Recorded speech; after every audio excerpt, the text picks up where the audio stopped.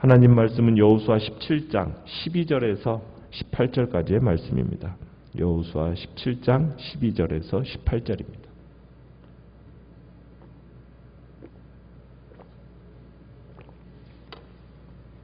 여호수아 17장 12절입니다. 그러나 므낫세 자손이 그 성읍들의 주민을 쫓아내지 못하며 가나안 족속이 결심하고 그 땅에 거주하였더니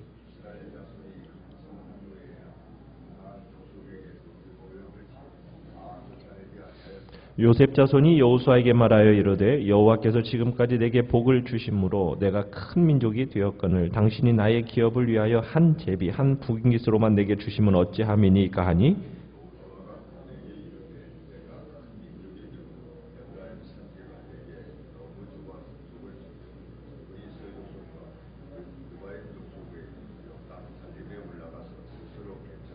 요셉 자손이 이르되 그 산지는 우리에게 넉넉하지도 못하고 골짜기 땅에 거주하는 모든 가나안 족속에게는 베스안과 그 마을들에 거주하는 자이든지 이스라엘 골짜기에 거주하는 자이든지 다 철병거가 있나이다 하니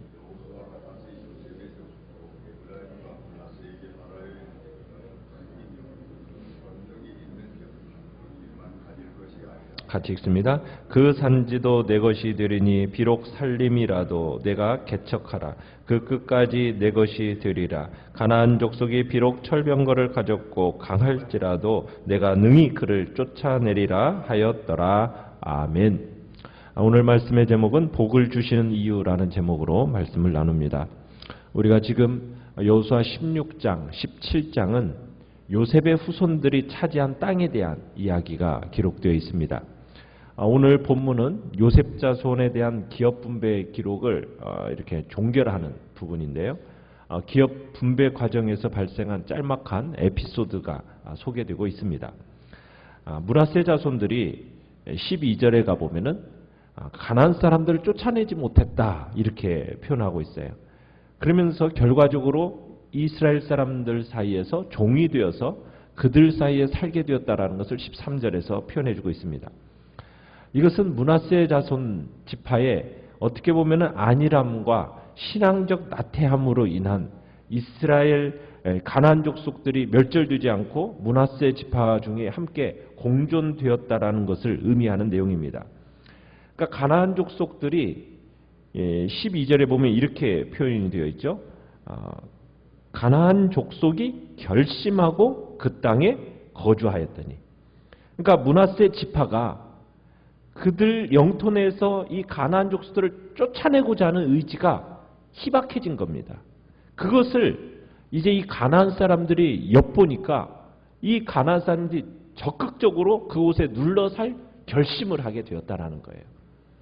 우리는 여기서 이 가나안 족속들이 어떻게 보면은 어떠한 우리의 삶에 어떠한 것을 생각나게 하느냐면 우리의 삶 곳곳에 침투해서 우리를 넘어뜨리려고 하는 각종 죄악을 보게 하는 겁니다. 우리의 삶 가운데 죄악을 쫓아내는 일 쉽습니까? 어렵습니까? 그거 쉽지 않습니다. 우리가 한번 결심한다고 해서 그게 없어지면 좋겠지만 없어지는 게 아니에요. 그렇게 쉽사리 없어지는 죄악이 아니라는 겁니다. 죄악은 우리를 끝까지 붙들고 늘어집니다. 놓지 않습니다. 특별히 우리가 오랜 기간 동안 우리의 삶 속에 방치해 두었던 죄악이라면, 그렇게 길었던 죄악이라면 그 버티는 정도가 더 심해요. 웬만한 결심 가지고는 여러분 그 죄악을 쫓아낼 수가 없다는 얘기입니다. 이 죄악을 물리치기 위해서는 어느 정도의 결심이 필요할까요? 사생결단의 결심이 필요한 겁니다. 그 의지를 가져야 돼요. 죄악을 물리치지 않으면 내가 어떻게 되겠다, 내가 죽을 수밖에 없다라는 그 사생결단의 의지로 맞설 때에만 비로소 죄악이라는 것에 대한 승리를 거둘 수 있다는 얘기입니다. 만약 우리가 이 죄악에 대한 어떤 사생결단의 의지를 가지고 대항하지 않으면은 우리는 어떤 모습과 같은 모습을 보게 되냐면 사사시대 이스라엘 백성들에게 참으로 부끄러움을 당했던 그런 이스라엘의 모습과 동일한 그런 모습을 당할 수밖에 없습니다. 우리가 예수님이 지난번에 그 죄에 대해서 얘기할 때 어느 정도로까지 죄에 대해서 얘기하라고 그랬습니까? 눈을 뽑아버리는, 오른손을 잘라버리는, 그 정도의 정말 고통을 감수하겠다라는, 정말 피 흘리며 싸우겠다라는 그런 의지를 가질 때에만 우리가 죄악을 물리칠 수 있다는 얘기예요. 죄악을 물리치기를, 그렇게 죄악을 물리치기를 우리는 주저하지 말고 정말 내게 그런 고통이 감수하면서 내게 어떻게 가장 필요한 부분이라 할지라도 그것을 내가 뽑든 잘라버리든 정말 죄가 들어오는 그것을 어떻게 해요? 처음부터 단호하게 잘라버리겠다라는 그런 결단이 있어야만, 그런 의지가 있어야만 죄악을 물리칠 수 있는 거지. 그렇지 않으면은 어떻게 된다고요? 가나안 족속들이 결심하고 그 땅에 거주하는 것처럼 죄악도 우리의 속에 결심하고 그 속에 거주해버리는 겁니다. 하나님 앞에서 죄악에 대한 우리가 어떠한 태도를 가져야 될지를 보여주는 모습이죠. 이제 14절로 가보시면은 므낫세와 에브라임 지파가 여호수아를 찾아옵니다. 여호수아를 찾아와서 무슨 내용을 하고 있습니까? 어떻게 보면 불만스러운 이야기를 하고 있어요. 무슨 얘기예요? 자기들에게 인구가 많다는 거죠. 큰 민족이 되었다는 거죠. 그런데 주어진 땅은 어떻다고요? 좁다는 겁니다. 자손은 많아요. 그런데 하나님이 주신 이 축복이 적어요. 왜 여호수아 당신은 우리에게 걸맞는 땅을 주지 않느냐? 지금 어떻게 보면은 이 여호수아를 향해서 불평을 하고 있는데 이 요셉 자손들의 어투 속에는 뭐가 들으냐면 교만함과 그리고 욕심이 서려 있습니다. 이 불평은 용납될 수가 없는 거예요. 왜냐하면 지금 우리가 요셉 자손들에게 주어진 에브라임 지파와 므낫세 지파가 차지한 그 기업을 보면은 그 기업은 굉장히 비옥한 땅을 기업으로 받았어요. 가나안의 중심부. 어떻게 보면은 참으로 그 가장 좋은 땅을 기업으로 할당받았다는 얘기입니다. 거기에다가 요단 서편 땅만이 아니라 므낫세 절반의 지파는 요단 동편의 땅도 분배받았습니다. 다른 지파에 비해서 훨씬 넓은 그런 땅을 분배받았다는 얘기입니다. 자, 그런데도 요셉 자손들은 뭐라고 얘기해요? 우리는 두 지파니까 두 몫의 분깃을 받아야 되겠다. 왜 한 분깃만 주느냐? 이런 식으로 욕심을 부리고 있는 겁니다. 그러자 여호수아가 15절에 뭐라고 답변을 하고 있습니까? 너희들이 차지한 그 에브라임 산간 지방이 너무 작다면 어디로 가라? 브리스 족속과 르바임 족속의 땅 살림으로 들어가서 산간지대로 올라가서 그 땅을 어떻게 해라? 스스로 개척해라. 지금 이렇게 얘기합니다. 너희들이 지금 말하는 그 산간 지방마저도 넉넉한 땅이 아니라고 생각한다면 그곳으로 가라는 거예요. 자, 그런데 요셉 자손들이 뭐라고 그러면 얘기를 하고 있습니까? 15절에 보니까 그 땅도, 그 산간 지방도 넉넉하지 못하다는 거예요. 그런데다가 그 땅에는 뭘 가진 사람들이 있다고요? 철병거를 가진 가나안 사람들이 살고 있다는 거예요. 무슨 얘기입니까, 지금? 이 요셉 자손들이 편안하고 좀 차지하기 쉬운 땅을 달라는 거예요. 실제로 어떻게 보면은 산간 지역에서는 철병거가 효과가 있습니까, 없습니까? 평지에서나 철병거가 효과가 있는 거지 산간 지역에서는 여러분 병거 타고 다니기 어렵잖아요. 철병거로. 효과적인 전쟁 무기가 아니란 말입니다. 그런데 지금 이들이 생각하는 생각이 뭐예요? 우리는 땀 흘리지 않고 한번 내 욕심을 채워보겠다는 어떤 그런 심보로 지금 이 요셉 자손들이 요구하고 있다는 것을 느끼게 되는 겁니다. 그러자 여호수아가 다시 그들에게 도전을 하죠. 뭐라고 도전합니까? 17절, 18절에 가보면은 그래, 너희들은 큰 민족이다. 큰 권능이 있느냐? 그러면 그 세력을 가졌으니까 그들을 쫓아내보지 못할 이유가 없지 않느냐? 가서 추가적인 땅이 필요하다면 너희들 열심히 땀 흘려서 스스로 그거 개척해내라. 얻어라. 그러면서 도전을 하고 있습니다. 강한 도전을 하고 있는 거죠. 우리는 여호수아서에서 지금까지 강조하는 바는 뭐였느냐면 전쟁이라는 것이 철병거와 같은 무기로 하는 거였나요? 그게 아니죠. 그것에 달려있는 게 아니었지 않습니까? 전쟁은 누구에게 속한 거예요? 여호와 하나님께 속했다라는 것을 끊임없이 보아온 거 아닙니까? 그런데 지금 이 요셉 자손들의 모습을 보면 이 사실을 지금 잊고 있는 거예요. 어떻게 보면 나약하고 비겁하게 지금 바뀐 겁니다. 이런 데에는 지금 하나님을 바라보지 않고 하나님의 능력을 기억하지 않았기 때문에 지금 이런 일들이 일어났다는 것을 우리가 생각할 수 있는 겁니다.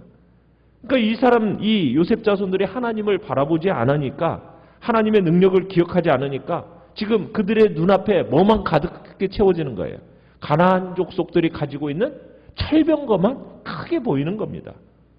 하나님의 능력을 망각하니까 가나안 족속과 철병거, 그것을 도저히 자신들은 극복할 수 없는 그런 대적처럼 지금 다가왔다라는 거예요.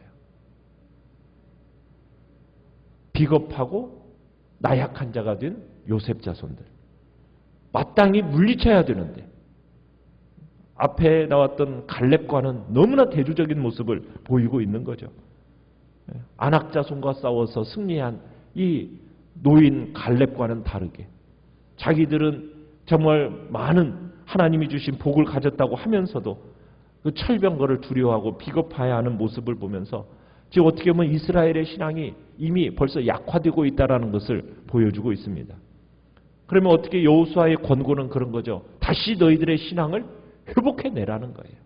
지금 그 얘기를 하고 있는 겁니다. 여러분, 하나님의 능력을 망각한 성도들은 어떻게 보면 세상은 강대하고 두려운 존재가 되어버려요. 세상은 여러분 이미 정복할 대상이 아니라 마치 피해야 되고 적당히 타협할 상대가 아닙니다. 우리는 예수 그리스도 안에서 세상을 이기신 그리스도와 함께 우리는 나아가는 믿음의 사람들이에요. 세상을 이기신 그리스도의 모습을 우리는 봐야 되는 거죠. 그러면서 우리는 우리에게 명령하잖아요. 나아가서 세상을 정복하라고. 이게 우리에게 주신 명령이지 않습니까? 그런데 지금 비겁하고 나약하고 부끄러운 모습으로 우리가 혹여나 서 있는 것은 아닌가? 하나님이 우리와 함께 하신다면 우리는 절대로 이 땅 가운데서 두려움 없이 당당하게 나아갈 수 있는 그런 존재인데 하나님의 능력을 망각하니까 이런 모습들이 보여진다는 겁니다. 우리는 정말 어떠한 상황 속에서도 하나님의 능력을 신뢰하고 믿음으로 그 어려움들을 극복해 나가야 됩니다. 세상에 대한 성도의 자부심, 절대로 꺾여서는 안 되는 겁니다. 그래서 18절 마지막에 얘기하는 것처럼 비록 가나안 족속이 비록 철병거를 가졌고 강할지라도 뭐라고요? 내가 능히 그를 쫓아내리라. 능히 쫓아낸다. 우리는 여호수아의 담대함을 우리도 가져야 되는 겁니다. 여호수아가 이처럼 단호하게 말할 수 있었던 것, 에브라임 자손들을 향하여 이렇게 단호하게 말할 수 있었던 것은 어떻게 보면 하나님에 대한 확고한 의지가 어떻게 보면 여호수아에게 있었기 때문에, 이것이 뒷받침되었기 때문에 이렇게 강하게 말할 수도 있었거니와, 또한 여호수아가 어느 지파 사람입니까? 에브라임 지파 사람이에요. 지금 각 지파별 이 땅 분배 문제는요 매우 예민한 사안이에요. 그렇지 않겠습니까? 이런 상황 속에서 만약 요셉 후손이 아닌 다른 지파 사람이 이렇게 강하게 도전했다면 어떻게 되었을까요? 아마 수용하기가 쉽지 않았을지도 모릅니다. 그나마도 여호수아가 에브라임 지파 사람이었으니까 이렇게 강하게 도전할 수 있었고, 또 에브라임 지파와 그 요셉 자손들도 이 에브라임 지파인 여호수아의 말에 대해서 사심없이 하나님의 뜻을 전달한다라고 이해하고 아마 수용하게 되었던 것 같습니다. 여러분, 큰 민족을 이루고 복을 받는다라는 것, 왜 주시는 걸까요? 복을 자랑하라고 주는 걸까요? 아니죠. 일하라고 주시는 겁니다. 일하라고. 요셉 지파에게 주신 하나님의 은혜, 부족함이 없었어요. 그러면 자신들에게 주어진 그 은혜를 잘 활용해서 더 적극적으로 개척하면서 하나님의 그 풍요로운 땅을 차지해야 됐죠. 지금 그들에게 필요한 것은 새로운 땅을 달라고 할 게 아니었어요. 지금 하나님께서 주신 그 땅, 자신들이 더 스스로 개척하면서 나가야 됐던 거예요. 하나님의 도우심을 구하면서 그 능력을 힘입으면서 자기가 분배받은 땅, 그 땅에 거하는 가나안 족속들을 쫓아내고 물리치고 그 땅을 온전히 차지해야 할 몫이 그들에게 있었다는 얘기입니다. 그런데 자기가 받은 것은 보지 않고 다른 사람과 자기가 받은 것만 비교하면서 부족하다, 불평하다, 불평하는 거 옳지 않은 겁니다. 우리의 삶에 있어서 내가 받은 은사나 내가 받은 물질과 또 복은 그 은사와 복은 활용하라고 주시는 것이지 서로 비교하면서 내 것을 자랑하고 부족한 것은 원망하고 불평하라고 주시는 게 아니라는 거죠. 내게 주신 은사 누가 주신 건가? 하나님이 주셨다면 정말 우리에게 주신 하나님이 우리 자신보다도 더 잘하시는 하나님이시기 때문에 내게 주어진 것은 부족함이 없다라는 것을 인정하면서 참으로 주님 앞에서 내게 주어진 것을 가지고 힘써 일하라는 겁니다. 시대를 앞서간 수많은 신앙의 선배들이 모든 사람들이 특별히 뛰어난 은사를 가지고 일을 한 사람들은 많지 않습니다. 우리보다도 더 어렵고 힘든 환경 속에서 자신들이 가졌던 보잘것없는 지식과 그 적은 소유를 활용하면서 주님 앞에 충성되이 일했고 그들의 충성과 헌신 속에서 하나님은 자신의 뜻을 이루어 가게 하셨던 거죠. 우리는 어떤 길을 걸어갈 것입니까? 어떻게 보면 다른 지파보다도 배나 되는 옥토를 또 인구를 가지고도 가나안 철병거를 보면서 그 앞에서 벌벌 떨었던 요셉 자손의 길, 우리는 그 길을 갈 존재들이 아니죠. 우리는 어떤 사람들입니까? 비록 사람이 보기에 보잘것없는 능력과 은사밖에 가지지 못하였다 할지라도 우리는 그것들을 활용하면서 정말 하나님께 영광을 돌리는 그런 지혜로운 길을 가는 것이 우리의 가야 할 모습인 거지 않겠느냐는 겁니다. 예수님께서 달란트 비유를 하셨을 때 5달란트의 비유, 또 5달란트를 가진 자, 2달란트를 가진 자, 여러분 그들이 서로 비교했나요? 아니죠. 자기 가진 달란트를 가지고 그 자리에서 최선을 다했어요. 처음 받은 것 2달란트 받은 자는 적었습니다. 그렇지만 주인을 기쁘게 해드리는 데 있어서 그 2달란트가 부족했나요? 결코 부족하지 않았어요. 칭찬은 똑같이 듣습니다. 내게 주신 하나님의 그 은사와 능력을 우리가 다시 한번 바라보면서 그 은사와 능력을 주신 하나님 진심으로 감사하고 정말 그것을 하나님께 영광 돌리는 일에 우리가 최선을 다한다면 하나님은 그것 자체로 기뻐하시고 즐거워하신다는 거죠.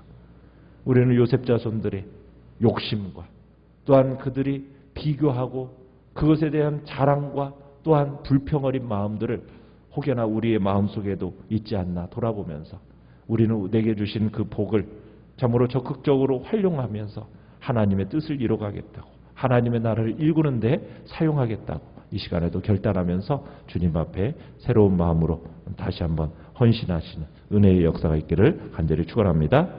이 시간에 축원합니다. 이 시간